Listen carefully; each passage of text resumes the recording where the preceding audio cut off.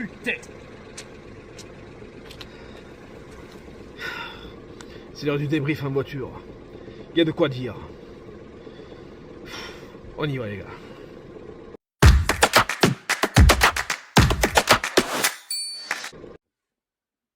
Bonjour à tous. 5-0. PSG 5. OM 0. On va en parler. Sans déconner. J'ai déjà eu honte d'avoir vu des matchs de l'OM. Mais celui-ci, il dépasse presque tout ce que j'ai eu honte de voir. 5-0. J'hésitais, honnêtement, entre le dépit et la colère. Mais là, sans avoir besoin de réfléchir, c'est la colère qui l'emporte. Comment ça pourrait être autrement? Bien sûr, je suis en colère. Tous les supporters de l'OM sont en colère ce soir. Il y en a qui vont aller se cacher. Il y en a qui vont se mettre en PLS. Il y en a qui vont gueuler. Il y en a qui vont casser les télés. Et il y en a qui vont se dire « Oh, c'est pas grave, la vie continue. » Et en effet, on peut pas dire le contraire, la vie continue. C'est que du football. C'est que l'OM. Mais quand même, ça fait bien chier, quand même, vous avouez, hein. Ah, ça me déconne. 5-0. Et ça aurait pu faire un 9, ils ont touché 4 fois les poteaux, hein. 4 fois les poteaux. À plus de 5 buts que tu prends dans la gueule, hein. Et t'as pas l'ombre de marquer le moindre but toi-même, hein. Bon. On va essayer d'analyser un petit peu ce qui s'est passé. Ça prendra pas longtemps. Ça va rentrer en une seule phrase. En une seule phrase. On s'est fait mettre. On s'est fait mettre profondément. Et comme on redit quelqu'un qu'on connaît tous, les supporters de l'OM, pour reprendre sa phrase, ils nous ont même pas mis la vaseline, ils nous ont mis le sable de rivière. Repose en paix, René. En tout cas, ils te font pas honneur. Hein. Bon. Essayons de parler un minimum de la tactique. Parce que moi, ça m'intéresse, la tactique. Et je sais que ça va intéresser quelques-uns d'entre vous. Au début du match, l'OM a présenté une formation en 3-4-2-1. Putain, mais t'as pas compris de Zerbi que ça marche pas. Ça marche pas. Ils ont perdu sur le terrain. Pavard, Benjamin Pavard, Benjamin Buvard, Benjamin Pala, ouais. Benjamin Pala, va-t'en, casse-toi, retourne d'où tu viens. Oh putain. Pardon, je devais parler de tactique. 3-4-2-1. Ouais, mais non. Ça, oui, j'ai pris des notes. Mais ça, c'est de la merde, ça. Ça marche pas. J'ai déjà dit lors de ma vidéo du débrief contre Rennes, que vous pouvez retrouver en description, là-haut. N'hésitez pas à cliquer, à vous abonner, voilà, tout ça. J'ai déjà dit lors du match contre Rennes qu'il fallait jouer simple. Et quand on a joué simple, eh ben bizarrement, on a gagné un match. Bon, c'est certes, c'est contre Rennes, c'est pas contre Paris, c'est pas le même niveau. Évidemment, faut tout prendre en compte. Mais ça marche pas, ta tactique de Zerbi. Tu vois bien que les joueurs, ils adhèrent plus. Autant l'an dernier, ça a fonctionné quand t'avais que le championnat. À Ligue des Champions, on s'est mangé un mur dans la gueule. Contre Paris, on s'est mangé 2 murs dans la gueule. Même pas 2 murs, on s'est mangé 5 murs dans la gueule. 5 par pain, ça aurait pu faire un 9. Ça me déconne. Eux, Paris, ils jouaient avec leur qualité. Alors certes, Luis Enrique est là depuis plus longtemps que Roberto De Zerbi. Il a pu mettre en place plus de choses. Il a des joueurs peut-être qui sont un petit peu, voire même beaucoup meilleurs que ceux de l'OM. Et plus intelligents peut-être qu'ils comprennent mieux ce que leur entraîneur leur explique. C'est tout à fait possible. Hein. Attention, après, je veux pas dire que non plus que les joueurs de l'OM sont des abrutis finis. En tout cas, ce soir, ils étaient pas très intelligents sur le terrain. Hein. Déjà parce qu'il n'y a pas eu d'énergie. Il n'y a pas eu d'énergie. On voyait dans les replis défensifs, mais ça revenait pas. Ça revenait en marchant. Ça revenait en marchant. Et je vais citer personne en particulier parce qu'ils sont tous coupables. Ils sont tous coupables. C'était aberrant. C'était aberrant. N'importe qui a vu le match et qui a un minimum de lucidité par rapport au football aura compris que les joueurs de l'OM ont été complètement dépassés par ceux de Paris. On a vu la classe d'écart, même les plusieurs crans d'écart qu'il y a entre une grande équipe champion d'Europe en titre, et l'OM qui espère juste se qualifier en Coupe d'Europe. On a vu la différence. Par contre, il faut qu'on parle de certains événements que j'ai notés là aussi.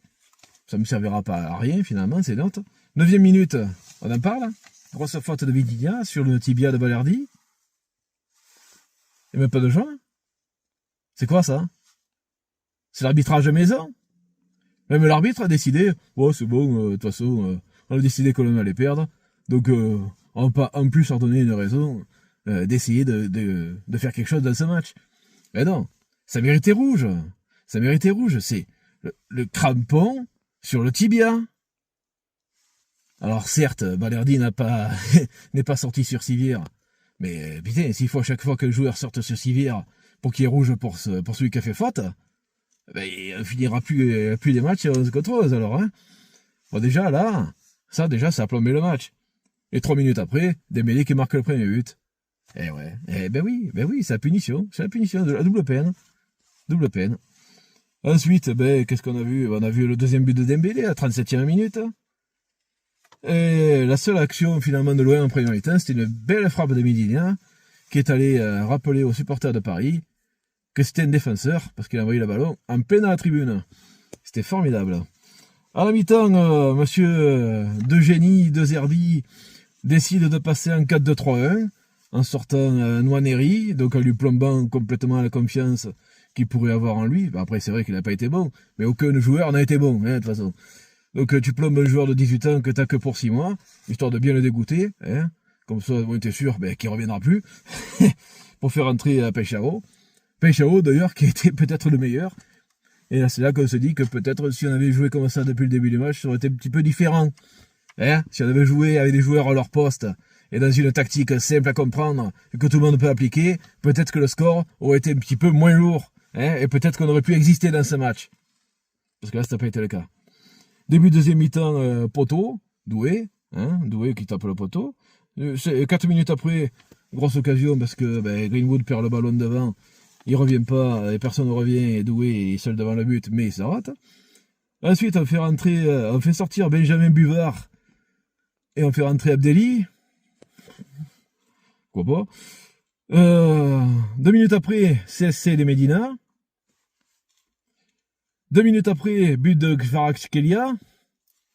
Prononcez-le comme vous voulez, de toute façon il a marqué. Ensuite, un peu plus de 2 minutes après, la 73e, Kang In Lee, qui venait de rentrer en jeu, hein, leurs remplaçants sont entrés, ils ont été bons, ils ont marqué. Nous, nos remplaçants, on les a pas vus. De toute façon, on n'a vu aucun joueur de l'OM. À la 80e, Nadir rentre à la place de Greenwood. Bon, pourquoi pas, on est plus à ça près. Hein. 89e, 3e poteau du PSG. 90e, 4e poteau du PSG. Vous foutez ma gueule, hein. Il n'y a aucune agressivité. De toute façon, le match était perdu. Hein. Il y avait déjà 5-0. Mais ça aurait pu faire 8, ça aurait pu faire 9. Hein, franchement. Et on a Balerdi, à l'interview d'après-match, qui nous dit, et je cite, on ne peut pas accepter ça. Ah ben oui, on peut pas accepter, ça je confirme, on peut pas accepter. Ce genre de performance, ce genre de joueurs à l'OM, on peut plus les accepter, c'est plus possible maintenant. Alors à un moment donné, pour que l'OM, que le club se remette complètement en question, on prend de la stabilité, on change de joueurs, tous les mercatos, on en prend 10, on en vire 10. C'est ça la stabilité. On veut la stabilité tactique, on a 31 compositions différentes sur 31 matchs. C'est ça la stabilité. Vous foutez la gueule de qui? La seule chose stable dans ce club, c'est l'amour des supporters qu'on a pour l'Olympique de Marseille. Pas pour les joueurs, pas pour l'entraîneur, pas pour la direction, mais pour le club lui-même, pour l'entité de l'OM. Alors à un moment donné, il va falloir un peu se bouger l'épaule du cul, hein, se réveiller comme il faut, se regarder dans une glace et se dire que ce qu'on fait, c'est pas bon. Après, dans ce match-là, en tout cas, c'est pas bon. Dans l'ensemble, depuis que Longoria est arrivé, évidemment, tout n'est pas à jeter. On va pas non plus cracher dans la soupe. Il a apporté de bonnes choses, il en a apporté de moins bonnes. Là, dans ce match-là, dans un match comme ça, forcément, tout est négatif. Forcément, tout est négatif. Maintenant, qu'est-ce qu'on en retient de ce match? Est-ce qu'on retient le film X qu'on a vu? Ou est-ce qu'on retient... ou plutôt, est-ce qu'on va aller de l'avant? Est-ce qu'on va s'en servir pour justement que ça ne se reproduise plus jamais? Jamais, jamais, jamais. Moi, je vote pour cette deuxième solution. Maintenant, il faut savoir comment faire. Il faut savoir quoi changer. Il faut savoir qui virer. Parce que là, oui, je parle de virer. Je vise personne. Je vise pas Roberto De Zerbi. Je vise pas un joueur plutôt qu'un autre. Il y a des choses à changer dans ce club. Il y a des choses à changer. Tout n'est pas négatif dans l'ensemble, mais ce soir, tout est noir. J'en ai assez dit, je pense. On se reverra pour le prochain match. Samedi 14 février. 14 février, la Saint-Valentin. Eh ben, espérons qu'il nous fasse une fleur. Sur ce, comme toujours, et pour toujours, comme à chaque fin de vidéo, allez l'OM, malgré tout. N'hésitez pas à liker, à commenter, à partager, donner votre avis. Et dites-vous que cette honte qu'on a, cette colère qu'on ressent, est normale, mais ne doit plus se reproduire. À bientôt les amis.